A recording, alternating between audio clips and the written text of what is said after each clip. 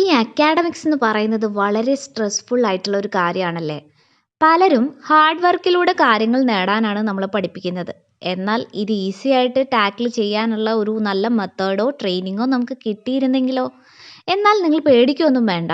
നമ്മുടെ education system hard work ചെയ്യാനാണ് പ്രേരിപ്പിക്കുന്നതെങ്കിലും നമുക്ക് സ്മാർട്ട് വർക്കിലൂടെ കാര്യങ്ങൾ നേടിയെടുക്കാനായിട്ട് സാധിക്കും.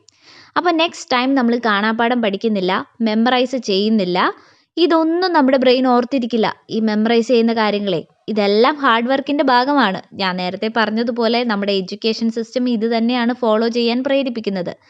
എന്നാൽ നമ്മുടെ ബ്രെയിനിന് ഒരുപാട് നേരം കോൺസെൻട്രേറ്റ് ചെയ്തിരിക്കാനൊന്നും പറ്റത്തില്ല. പിന്നെ നമ്മുടെ ബ്രെയിനിനൊരു പ്രത്യേകതയുണ്ട്, ഇമേജസ് അത് നന്നായിട്ട് ഓർത്തിരിക്കും. അപ്പം നെക്സ്റ്റ് ടൈം പഠിക്കുന്ന സമയത്ത് നമ്മളൊരു കീവേഡ് എടുക്കുവാണ്, അല്ലെങ്കിൽ ഒരു വേർഡ് നമുക്ക് കിട്ടുകയാണെന്ന് വിചാരിക്കുക. ഫോർ എക്സാമ്പിൾ പെൻ എന്നാണ് ആ വേർഡ്. അപ്പോൾ പെൻ എന്നുള്ള വേർഡ് പഠിക്കാൻ വേണ്ടിയിട്ട് നമ്മൾ എന്ത് ചെയ്യണം? പെന്നിൻ്റെ ഇമേജ് മൈൻഡിലോട്ട് കൊണ്ടുവരണം. അപ്പം നെക്സ്റ്റ് നമുക്ക് പഠിക്കേണ്ടത് ബാങ്കിൾ എന്ന് പറയുന്ന വേർഡാണെന്ന് വിചാരിക്കാം. അപ്പോൾ ഈ രണ്ട് വേർഡിനെയും നമ്മൾ ഇമേജ് ആയിട്ട് കൊണ്ടുവന്നു. അടുത്തതായിട്ട് നമ്മളൊരു സ്റ്റോറി ലൈൻ ക്രിയേറ്റ് ചെയ്യുകയാണ്.